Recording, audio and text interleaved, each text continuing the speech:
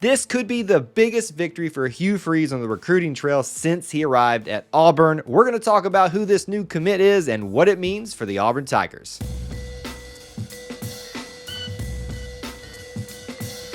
War Eagle, and welcome back to the channel. My name's Kyle here at E2C Network, where we share the whole Auburn experience. As you're watching or listening today, be sure to drop a comment down below about this particular topic. We'd love to hear from you as we're sharing our opinions. We do want to remind you of our friends at Alumni Hall. As an affiliate of theirs, we are a proud partner with them and want to help you gear up for Auburn football game day, which is getting ever so close.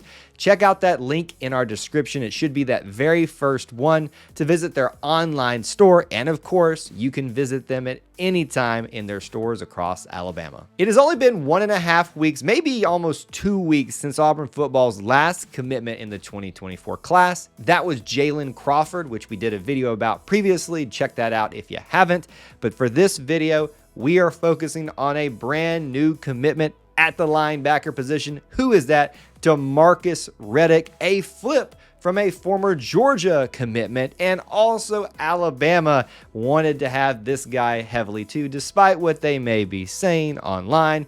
This makes it Auburn football's 7th commit of the summer and the 6th defensive commit in a row for this class. Let's start off like we always do, talking about the timeline of events that brought us to the point today of his commitment and flip. Starts back in March of 2022 when he was first offered by Auburn. The previous staff were the first ones to offer him, and obviously we maintain that with the new staff because it's such a high-profile guy. Now, obviously, there were several visits taken by him throughout this time to Auburn and other places, unofficial visits specifically, even attended Auburn's junior day.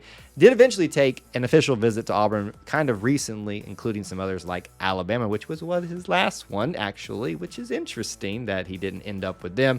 According to Bama fans, he was a lock for them when it became apparent that he was going to flip. But obviously, stories change, minds change, and obviously he picked the right choice. Now that you know how he got here, let's talk about this commitment. What are some things that you need to know about him? He comes from Chilton County High School in Clanton, Alabama, as a 4 to a 5-star linebacker prospect, while most people will consider him a 5-star prospect.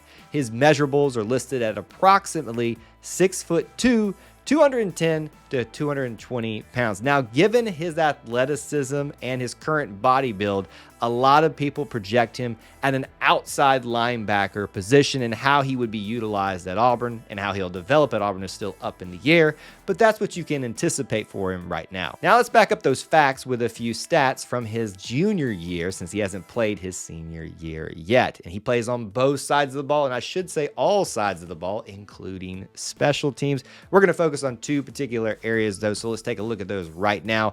Let's start with special teams because he's known for being a dynamic punt and kick returner.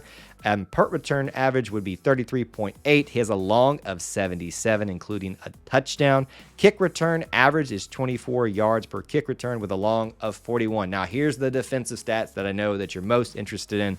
In his last season, 109 total tackles. 19 of those were tackles for loss, 7 sacks, 4 pass breakups, a forced fumble, and 2 fumble recoveries, an interception for a touchdown, and on top of that, 3 total interceptions. This guy is just a stat machine, and you should be very excited about this. A few storylines around his commitment. We've already talked about that this may be the biggest commitment of Hugh Freeze's tenure at Auburn thus far. I would say personally, that's dating back to Keldrick Falk in the last recruiting cycle when we flipped him from Florida State. It's just my personal opinion on that. Also, here's it interesting. Auburn and Alabama and Georgia were all fighting for this guy, and Auburn won. What does that say about Hugh Freeze in his short time here, that he's going toe-to-toe with these powers right now and winning? And lastly, this is a good story about how fans can make a difference in a commitment. Bama fans weren't taking it so well when it became apparent that he might decide to go to Auburn, which he eventually did, obviously. So always keep that in mind when you're interacting online about these guys. Now that you know about the player, let's talk about what it means for Auburn football. We always start off by talking about the numbers game for this particular class, the 2024 class. In total, it is now 12 commitments, all from the high school ranks.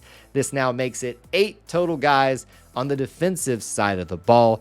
3 total linebackers, and technically we can break that down even further into 2 outside linebackers now. So what might his playing opportunities be when he arrives on campus at Auburn? Always stress that these guys might redshirt in their first year and not play a whole lot, but this might be a case where you probably will see him a lot on special teams, if not playing linebacker very early for Auburn in some capacity. But let's look at who may or may not still be here and kind of answer that question. We know that Wesley Steiner, Larry Nixon III are going to be seniors, and they're probably going to be gone at this point. There's about 4 juniors that are probably going to see time and maybe seek other opportunities after that. Robert Woodyard, a freshman, seems to be the guy that's going to be the next wave of guys that's already here on campus. And then you count in the 2 that have already signed in this class, D'Angelo Barber and Joseph Phillips. You can see how we are building with this commitment the next wave of guys, which is, I think, helping his case for playing early. Let's look at where he comes from, because this is oh so important in the recruiting pipeline battle. And as we've been talking about a lot with this class, Hugh Freeze is taking care of his backyard and taking care of his home state. This is the 8th from Alabama, and even more importantly, going to those hotbeds within Alabama and winning battles. Now, the Clanton area is not Birmingham, but it's kind of one of those communities that's very close, and we know how talent-rich Birmingham usually is. So winning battles in your state and in these highly competitive areas is a huge thing. And finally, what does this commitment mean for this class of 2024, but also at this position in this class? If you look at the breakdown on the roster right now, currently there's about 9 linebackers listed. Approximately 7 of those are going to see the most significant playing time. It breaks down even further into 2 seniors, 4 juniors, 1 sophomore, and 1 freshman. And then you've also got the 2 commitments in this class. So with the exit of those 2 seniors, and I would just suspect at least 1 of those juniors, you can see how with these 3 linebacker commitments, we have filled those particular needs, even just taking 2 outside linebackers and maybe in a middle linebacker, which we would probably put all these in a category with. So that means that the needs have been filled, but I'd say there's probably still room for more. But also begs the question, with Demario Talon exiting the team this year and maybe hoping that he might have an opportunity to come back, will we take many more to leave that spot open? It's just speculation on my part, but that's kind of how I break it down. So there you have it, my thoughts on your brand new commitment and flip from the Georgia Bulldogs, Demarcus Riddick. I want to know from you what you're thinking about with this commit. Let me know down there in the comments section below.